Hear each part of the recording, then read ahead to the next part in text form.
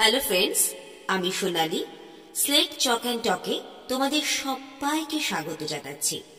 আজ রবীন্দ্রনাথ ঠাকুরের ছুটি গল্পটি আমি তোমাদের কাছে পাঠ করে শোনাচ্ছি।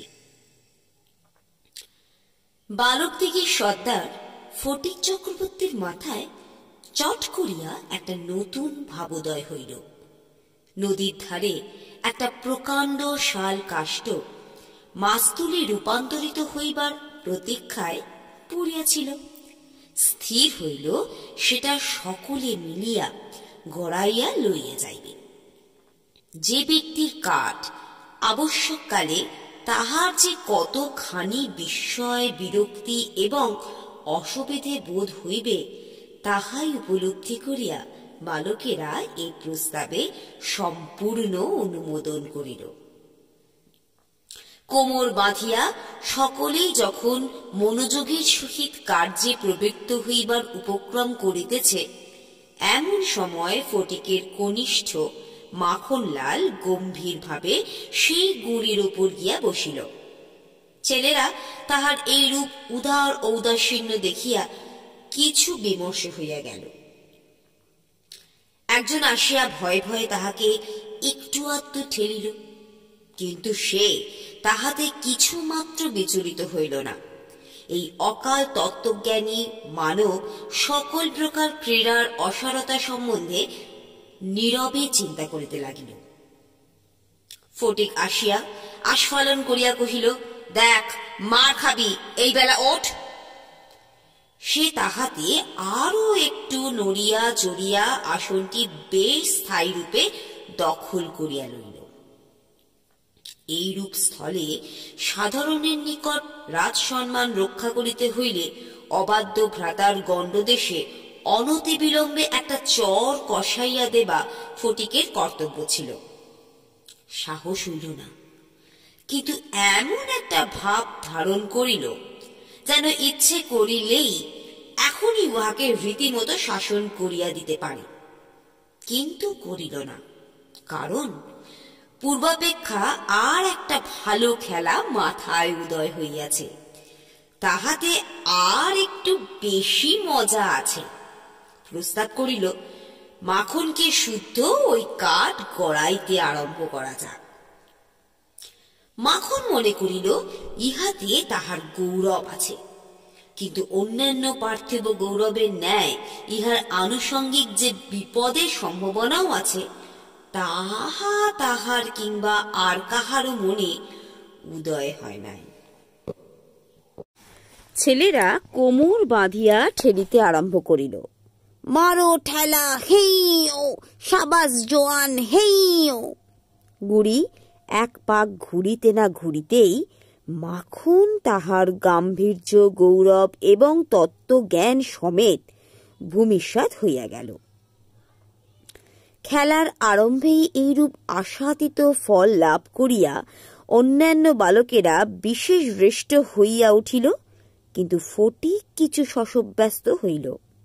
মাখন তৎক্ষণাৎ ভূমিশয্যা ছাড়িয়া ফটিকের উপর গিয়া পড়িল, একেবারে অন্ধভাবে মারিতে লাগিল। তাহার নাকে মুখে আঁচড় কাটিয়া কাঁদিতে কাঁদিতে গৃহাভিমুখে গমন করিল। খেলা ভাঙিয়া গেল। ফটিক গোটা কতক কাশ উৎপাটন করিয়া লইয়া একটা অর্ধনিমগ্ন নৌকার গলুইয়ের উপরে চড়িয়া বসিয়া চুপচাপ করিয়া কাশের গোড়া চিবাইতে লাগিল। এমন সময় একটা ভিনদেশী নৌকা ঘাটে আসিয়া লাগিল। একটি অর্ধবয়সী ভদ্রলোক কাঁচা গোপ এবং পাকা চুল লইয়া বাহির হইয়া আসিলেন। বালককে জিজ্ঞাসা করিলেন, চক্রবর্তীদের বাড়ি কোথায়? বালক ডাঁটা চিবাইতে চিবাইতে কহিল, ওই হোথা। কিন্তু কোন দিকে যে নির্দেশ করিল কাহারও বুঝিবার সাধ্য রহিল না। ভদ্রলোকটি আবার জিজ্ঞাসা করিলেন, কোথা? সে বলিল, জানি নে, বলিয়া পূর্ববৎ তৃণমূল হইতে রসগ্রহণে প্রবৃত্ত হইল। বাবুটি তখন অন্য লোকের সাহায্য অবলম্বন করিয়া চক্রবর্তীদের গৃহের সন্ধানে চলিলেন। অবিলম্বে বাঘা বাগ দিয়ে আসিয়া কহিল, ফটিক দাদা, মা ডাকছে। ফটিক কহিল, যাব না। বাঘা তাহাকে বলপূর্বক আড়কোলা করিয়া তুলিয়া লইয়া গেল। ফটিক নিষ্ফল আক্রোশে হাত পা ছুড়িতে লাগিল। ফটিককে দেখিবা মাত্র তাহার মা অগ্নিমূর্তি হইয়া কহিলেন, আবার তুই মাখনকে মেরেছিস? ফটিক কহিল, না, মারিনি। ফের মিথ্যে কথা বলছিস? কখনো মারিনি, মাখনকে জিজ্ঞেস করো। মাখনকে প্রশ্ন করাতে মাখন আপনার পূর্ব নালিশের সমর্থন করিয়া বলিল, হ্যাঁ, মেরেছে। তখন আর ফটিকের সহ্য হইল না। দ্রুত গিয়া মাখনকে এক সশব্দ চর কষাইয়া দিয়া কহিল, ফের মিথ্যে কথা। মাখনের পক্ষ লইয়া ফটিককে সবেগে নাড়া দিয়া তাহার পৃষ্ঠে 2-3টা প্রবল চপেটাঘাত করিলেন। ফটিক মাকে ঠেলিয়া দিল।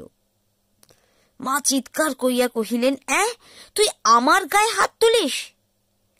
এমন সময় সেই কাঁচা পাকা বাবুটি ঘরে ঢুকিয়া বলিলেন, কি হচ্ছে তোমাদের? ফটিকের মা বিস্ময়ে আনন্দে অভিভূত হইয়া কহিলেন, ওমা, হে যে দাদা, তুমি কবে এলে? বলিয়া গড় করিয়া প্রণাম করিলেন। বহুদিন হইল দাদা পশ্চিমে কাজ করিতে গিয়াছিলেন। ইতিমধ্যে ফটিকের মার 2 সন্তান হইয়াছে, তাহারা অনেকটা বাড়িয়া উঠিয়াছে, তাহার স্বামীর মৃত্যু হইয়াছে, কিন্তু একবারও দাদার সাক্ষাৎ পায় নাই। আজ বহুকাল পরে দেশে ফিরিয়া আসিয়া বিশ্বম্ভর বাবু তাহার ভগিনীকে দেখিতে আসিয়াছেন। কিছুদিন খুব সমারোহে গেল। অবশেষে বিদায় লইবার 2-1 দিন পূর্বে বিশ্বম্ভর বাবু তাহার ভগিনীকে ছেলেদের পড়াশোনা এবং মানসিক উন্নতি সম্বন্ধে প্রশ্ন করিলেন। উত্তরে ফটিকের অবাধ্য উচ্ছৃঙ্খলতা, পাঠে অমনোযোগ এবং মাখনে সুশান্ত সুশীলতা ও বিদ্যানুরাগের বিবরণ শুনিলেন। তাহার ভগিনী কহিলেন, ফটিক আমার হাড় জ্বালাতন করিয়াছে। শুনিয়া বিশ্বম্ভর প্রস্তাব করিলেন, তিনি ফটিককে কলকাতায় লইয়া গিয়া নিজের কাছে রাখিয়া শিক্ষা দিবেন। বিধবা এই প্রস্তাবে সহজেই সম্মত হইলেন। ফটিককে জিজ্ঞেস করিলেন, কেমন রে ফটিক, মামার সঙ্গে কলকাতায় যাবি? ফটিক লাফাইয়া উঠিয়া বলিল, যাব।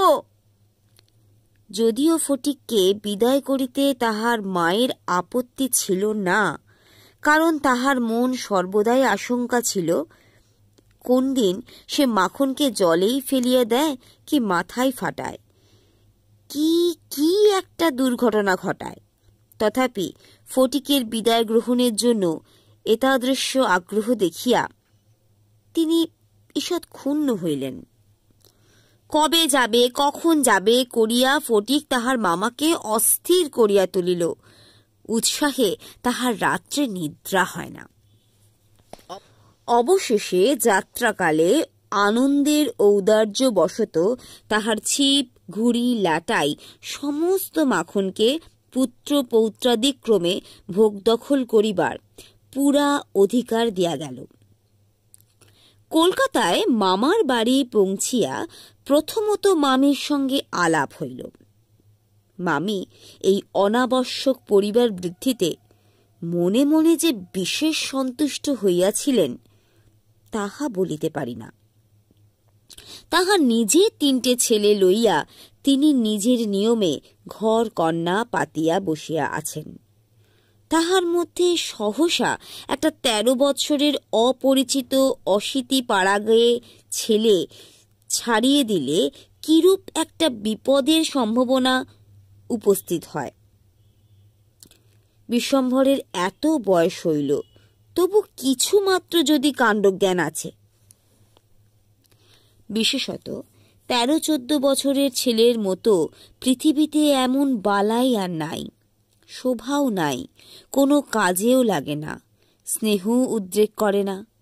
তাহার সঙ্গসুখ বিশেষ প্রার্থনীয় নহে।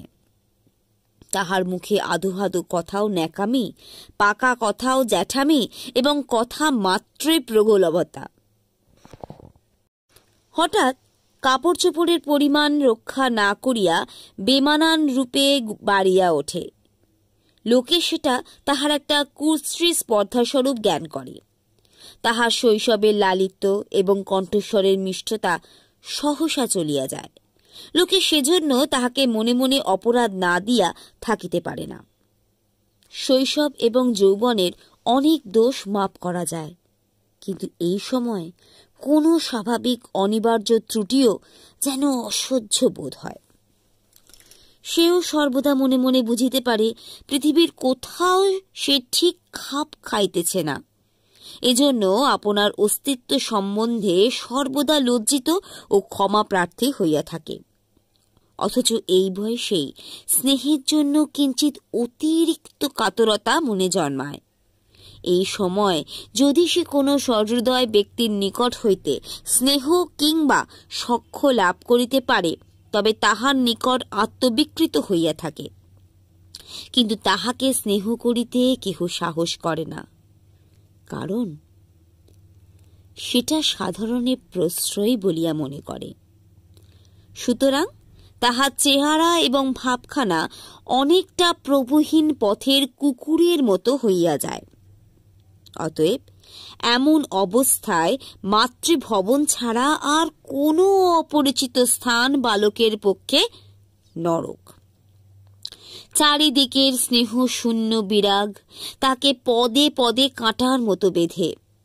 এই বয়সে সাধারণত নারী জাতিকে কোনো এক শ্রেষ্ঠ স্বর্গলোকের দুর্লভ জীব বলিয়া মনে ধারণা হইতে আরম্ভ হয়। অতএব তাহাদের নিকট হইতে উপেক্ষা অত্যন্ত দুঃসহ বোধ হয়।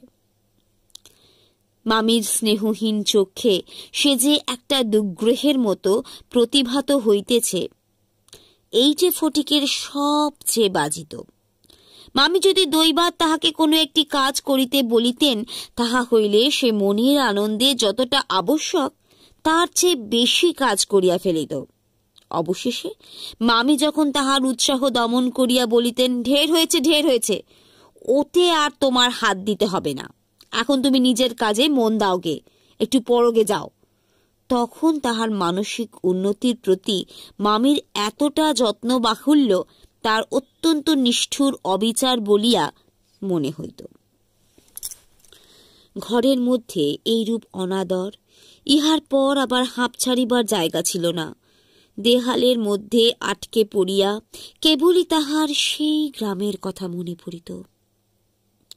প্রকাণ্ড একটা ধাউস ঘুড়ি লইয়া বোঁ বোঁ শব্দে উড়াইয়া বেড়াইবার সেই মাঠ, তাইরে নাইরে নাইরে না করিয়া উচ্চৈস্বরে রচিত রাগিনী আলাপ করিয়া অকর্মণ্যভাবে ঘুরিয়া বেড়াইবার সেই নদী তীর, দিনের মধ্যে যখন তখন ঝাঁপ দিয়া পড়িয়া সাঁতার কাটিবার সেই সংকীর্ণ স্রোতস্বিনী, সেই সব দল বল উপদ্রব স্বাধীনতা এবং সর্বোপরি সেই অত্যাচারিণী অবিচারিণী মা অহর্নিশি তাহার নিরুপায় চিত্তকে আকর্ষণ করিত।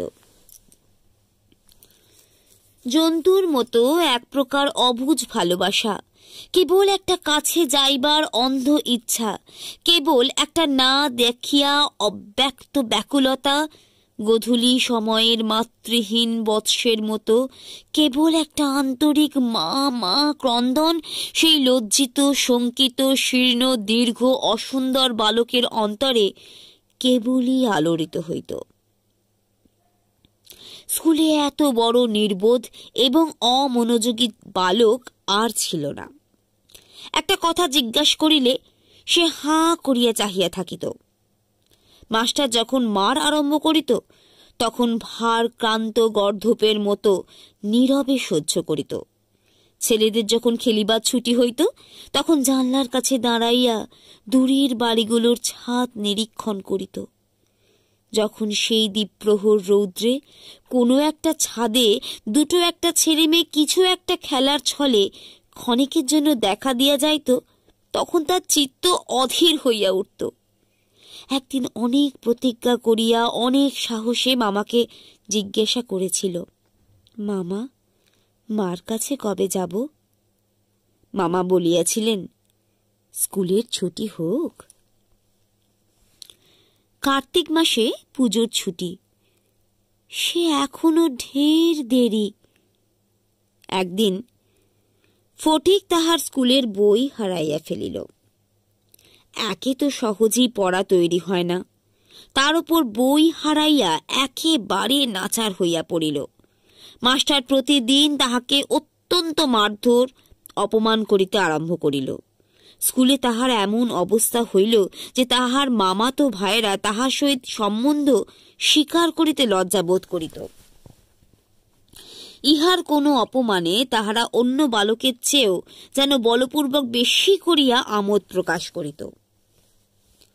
অসহ্য বোধ হওয়াতে একদিন ফটিক তার মামির কাছে নিতান্ত অপরাধীর মতো গিয়া কহিল, বই হারিয়ে ফেলেছি।